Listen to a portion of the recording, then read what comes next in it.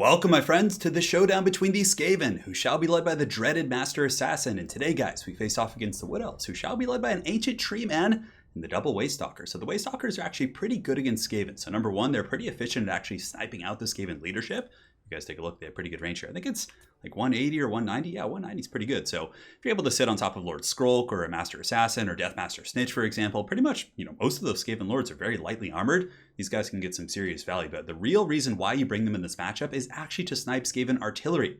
So if you guys take a look here, I just want to focus on this before we get into the battle. They do have the Arrows of Kurnus. So the Arrow of Kurnus has kind of a nice arc of fire, can go up and over, but pretty much if you shoot a single Arrow of Kurnus into a Warp Lightning cannon, chances are it's probably going to be able to kill a single model of that cannon piece, which is really, really good, because aside from that, Wood Elves don't have too many ways to get back there. They don't have their own artillery, right, to counter snipe the Skaven artillery. Hey, Wookie, you comfy down there?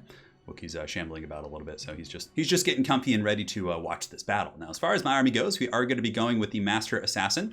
Master Assassin here, of course, has a couple neat abilities, but it's like, you know what? He has his little shuriken, so I can do some kiting against Wood Elves, but more importantly, I was looking to maybe snipe the leadership using the Looming Dread. So Looming Dread does lower their speed by 48, lowers their missile resist by 22%, and also their melee defense by -24. So I was like, let's give it a try. I've been using Deathmaster a lot, haven't really had a good chance to showcase this new Lord. Now, I still don't think he's the most competitive choice against Wood Elves. There's much better options and safer options, but let's give it a try. So on top of that, there's going to be a couple Gutter Runners kind of riding dirty, doing some counter skirmishing, just poking up and giving me some buffering here. The front line's going to be Skaven slaves across the board, pretty standard stuff, a couple clan rats in reserve. And in the back, we have Rat Ogres to kind of try and stop Wild Riders. Now, in a vacuum, Wild Riders do trade very efficiently against Rat Ogres. They'll actually punish them quite badly. But if I do have the buffering of some Skaven Slaves or Clan Rats, the Rat Ogres can then follow up and do some good work against those Wild Riders. So that's pretty much it for my frontline area. In the back, we have Natty Boobo Sharpshooters.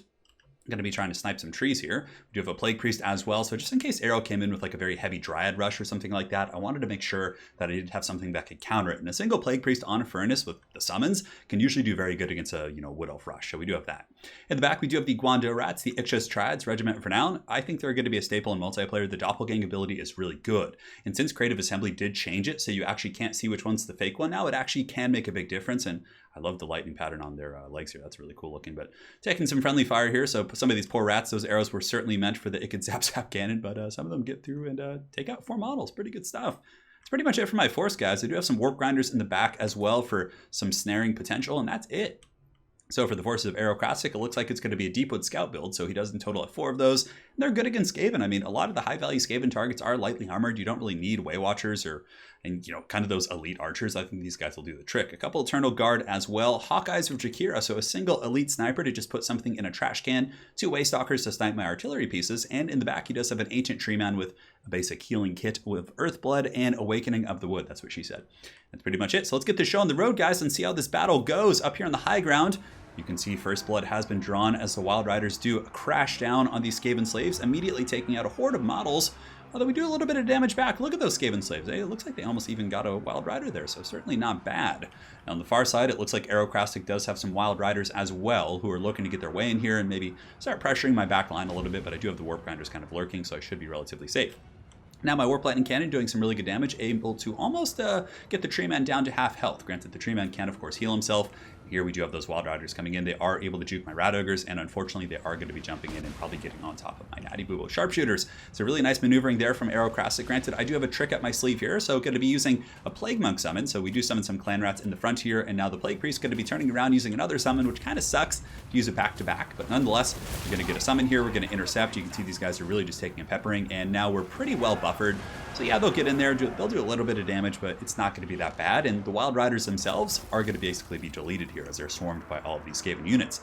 Now on the front line, we are using Gutter Runners to kind of poke. I got a little bit overzealous and accidentally sent them a little bit too far up, but granted, they have physical resist, so I suppose it's better that they take the shots than some of the other things in the army, but yeah, they're up there taking the shots and just trying to keep them away from the artillery, basically wanting to keep the archers back from the mainline fight and waste their ammunition to the best of the abilities, because if I just rush this army, I'm going to get kited and picked apart.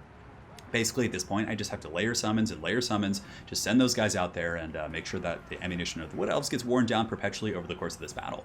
So Master Assassin as well, just kind of lurking, throwing his Ninja Stars wherever he can, just trying to use him as like a backline peeling unit. Some of the Wood Elves do come back here. It looks like some Wild Riders might come back. I thought they came back, but no, it looks like those guys are going to break off. Hopefully, nope, they come back. I knew it. I remember in the game they come back and annoy me, so I'm like, I knew they were going to come back, those bastards. But those guys are going to be coming back right there. Gutter Runners hiding back against the Eternal Guard. Going to be using the Plague Priest to summon here. And I don't want to send it too far forward because, again, he has the Hawkeyes of Drakira. He has a really mean firing core. So I have to be very careful about pretty much every single move I make here. Down here, you can see the Wild Riders continuing to just Shrek my poor rats over here, and I do have some Ogres trying to chase those guys down, but again, the speed advantage does go to the Wood Elves here, so I'm not quite able to catch those Wild Riders. Now, good fire going down to the Ancient Tree Man. He's at 4,000 HP, so a little bit less than half HP here, as the lone Warp Lightning Cannon. I think I only have one left, so the Arrows of Kurnus, like I said, generating some pretty substantial value here against my Ikid Zap Cannon. And in the back, he does get some Wild Riders back here, and he is able to ramrod that Ikid Zap Cannon, but I do have my Guando Rat, so the Ixchis Triads are going to be swooping in and with their anti-large and their halberds. Should be able to take those guys out pretty quickly. It's really nice to have like a stalking halberd unit that you can use to defend your back line because people often, just don't see it. So Warp Grinders are going to be surging in, trying to get a snare right here. Looks like an Awakening of the Wood is going to be cast on my Gutter Runners as well. Really nice cast right there. And the Wood Elves are surging forward. Now, Balance of Power is a little bit Wood Elf favored, but it's a very close game. And remember, as the Balance of Power, or excuse me, the ammunition does wane here for the Wood Elves, the Balance of Power is going to start going back in my favor. So some Plague Monks here are going to be summoned, wasting the ammunition of these forces. Going forward, Warp Lightning Cannon hitting that tree man right in his fat tree face. And it looks like the Wild Riders are able to escape. So before the game, I accidentally missed a snare. So I almost got the snare on these guys. I was like a sliver away with the Warp Grinders, but unfortunately those Wild Riders were able to kind of get away from the Warp Grinders there. So well played there. Jezzael still shooting in, going into the tree man here. He's down to 2,800. Probably going to run for the tree line to get into his natural habitat to make sure he can get some more heals off. And you can see some nice firepower going in, finishing off the summoned Plague Monks. And over here, the Plague Furnace is just kind of running about, summoning units. And back here, my Rat Ogres did overchase a little bit into the Deepwood Scouts, but it's okay. We were able to push them back. Now, guys, look at what I'm talking about. As the ammunition is used, you can see the bounce power is normalizing. My Master Assassin is relatively healthy. We do summon some Clan Rats right here to attack these Eternal Guard, and here they come. So these Clan Rats are going to be surging in. Should be able to get some good shanks, and we do also, of course, have the Plague Furnace, which is going to be coming in, applying that Mortis Engine effect on these guys. Still taking a lot of shots, but against Deepwood Scouts, the Furnace is, pretty heavily armored. It does have 90 armor, so it should be okay. And we should actually be able to break these Eternal Guard, I would imagine. Now, these are the actual Guando Rats, I think. No, those are the Doppelgangers. The real ones, I think, are lurking somewhere on the periphery, fighting up here on the high ground. No, those are the decoys right there. So these are the real ones. So we're going to be falling back, and you can see how we use the decoy up here. And yeah, they don't do damage, but look at the value they're getting.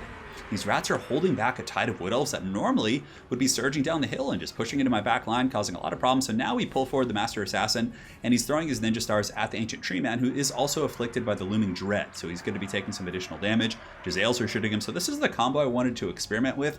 In all honesty, though, I feel like the Master Assassin hasn't done too much for me this game. He's kind of like clawed his way around and done some skirmishing and stuff like that, but I feel like, he wasn't terribly impactful. Like Lord Scroll, for example, with the Lieber, would probably be able to almost kill this tree man right now, but, it was still something fun to try. Now here the Warp Lightning Cannon crew is out of ammunition, obviously, so I just have to send them into battle. Warp Grinder is going to be coming into the Plague Furnace to try and finish off this Wood Elf Surge of Eternal Guard, and the Warp Grinders with their AoE damage actually will be very efficient against this blob, so we're just going to be kind of rotating about methodically, picking off these units and trying to get the goodies where we can. Now, the Wood Elves are basically out of ammo, if you guys look. Deepwood Scouts have a couple volleys left. Hawkeyes of Drakira unfortunately have some pretty good ammo, so if they're able to kind of sit, get a good snipe on any of my characters, it should be pretty solid. And this is what I'm talking about as well. The Waystalker is shooting in, getting some really, really good punishment here on my Master Assassin. He's trying to squeal, he's trying to be a rat, running away, doing his thing, but he's just getting hunted. Slippery gives him some speed, but yeah, the Waystalkers, of course, are eyesight true here, as they are able to punish my forces pretty efficiently here in the back, or at least go after my leadership, and some Eternal Guard do get back here. So that was a pretty big misplay. I let my Jezzaels get caught out, and, had they kept shooting, I might have been able to finish off the Ancient Tree Man, but alas, I didn't have the mobility to really protect those guys, and the Eshin Triads are going to be coming in to try and deal with that. Now, some of the Eternal Guard tried to get past me as well, so we're going to be using Seismic Snare and the Warp Quake to drill these guys in place, and should do some damage. Probably should be able to finish them off, I would imagine. They're very, very close to going down, and the Warp Grinders are like full health.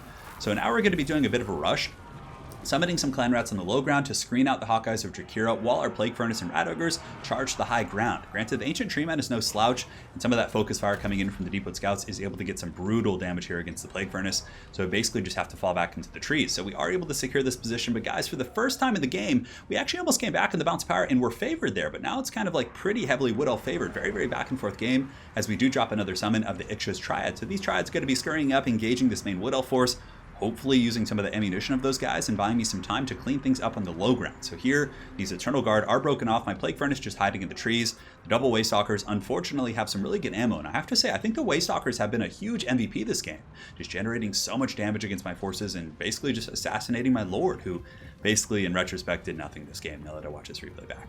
So Ix's Triad's going to be running over here, Warp Grinders as well, going to be trying to chase down some of these missile units, and you know you're a little bit desperate when the Warp Grinders got to hustle and chase things down, but we're trying. And look at the Ix's Triads clone here. Like I said, just occupying the tree man, buying me some time elsewhere on the battlefield as the balance of power does kind of ebb back towards the middle. So here the ogres are able to chase off those spears. Furnace though is really low, 514 here. He still has good ammunition, 4 shots here. It looks like 9 shots here. 9 shots is more than enough to deal with that Plague Priest right there. We are able to get some ammunition, you know, wasted here on these guys. At this point, it's not even wasted. It's efficient, right? He's just shooting something good like Warp Grinders. We do get a Seismic Snare before we go, but it looks like we're going to get broken off, and that's just going to be like a mass collapse of the bounce power. So very well played. It was a really fun game. A good study into some of the new stuff in the form of the Master Assassin. And I just wanted to kind of test his teeth against a competitive build, right? Of course, Aerocrastic, a very competitive player, so I was like, okay, if it can work against him, it's probably decent. But he's just lackluster against Wood Elves, a little bit too easy to snipe. And yeah, the Looming Dread's okay, but oftentimes Wood Elf Lords aren't going to be in that kind of kill box for you to get that really easy focus on. Maybe in some other matchups in which your opponents don't have like this kind of sniping, but yeah, in this case, the Master Assassin, I thought maybe with like his stealth and kind of he'd be okay, but really in retrospect, I think the Master Assassin was a big variable as to why I lost this game.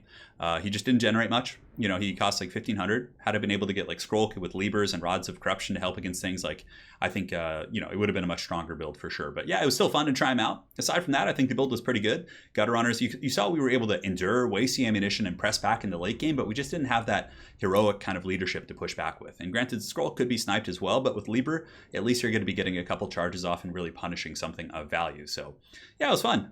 Gutter Runners, I don't know, would I keep those guys? That's the other thing that's kind of like, is it worth it really? I mean, maybe against, I was like, maybe they're good against a Dryad rush. Like throw them in there. If Dryads are there, you can slow them and screen them and like make their advance a little bit slower. So yeah, there's some give and take there for sure. But yeah, aside from that, I think Ix's Dryads are good. The Warp Lightning Cannon is good. There is kind of a school of thought, maybe cut the Zap Cannon, get another Giselle instead, because then it's not going to be as easily sniped by Waystalker. So perhaps that would be something that would be smart. But yeah, hard to say. So very well played Arrow. His build was great. He played great. He was conservative. He was smart. He picked his targets well. Can't say much more. So make sure to check him out over on the YouTube. We have a couple games coming up between him and I, which are quite fun, so stay tuned for those. And aside from that, guys, thank you so much, and we'll be back with more content soon. Take care.